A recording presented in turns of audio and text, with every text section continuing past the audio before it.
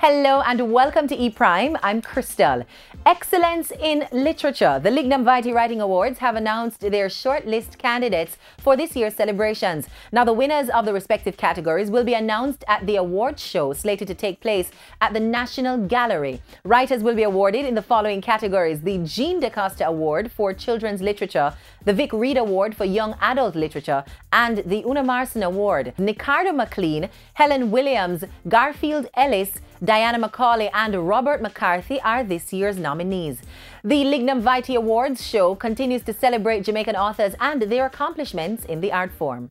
The celebration centered on the 40th anniversary of the release of Bob Marley's iconic album Exodus took place last evening at the Orpheum Theatre in California.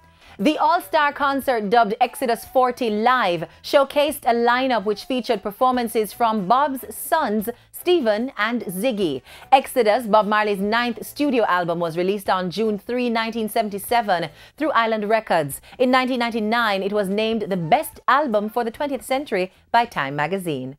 Dub music, a subgenre of reggae music, has its genesis in the contributions of some of music's greats, including the legendary Lee Scratch Perry. Yard Core serves the music not as a performer, but as a cultured selector and avid supporter. As it pertains to the whole island and the dub music, we still have a lot of work to do, because in a Kingston alone, you can go on one spot and get straight reggae music all night. So I have to say big up to Kingston Dub Club, Gary Selassie, which him really set the pace in this time where straight roots is concerned in the dance and things. So we want to spread it out island-wide. This Saturday, we say we're going to feature Chronics live scene in a sound system style, and musical works, as you say, reggae revival entail the man them like Protege, Chronics and Kabaka and thing.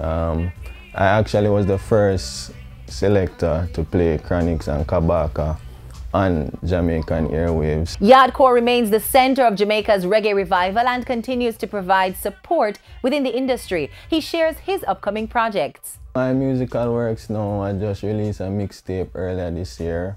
I know I work with a new artist named Farai the Future, which we have a next release come out for him later this year as well. We just released the Farmer Man single. I get enough airplay and things on the airwaves, and we just released the video as well.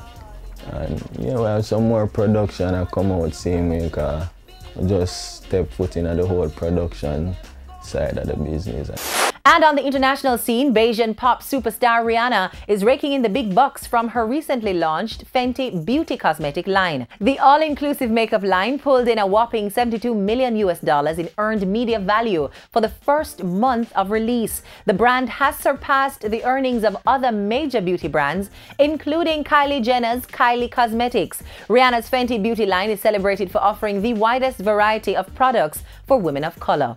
And that's it for this evening's edition of E-Prime. I'm Crystal. Thank you for watching.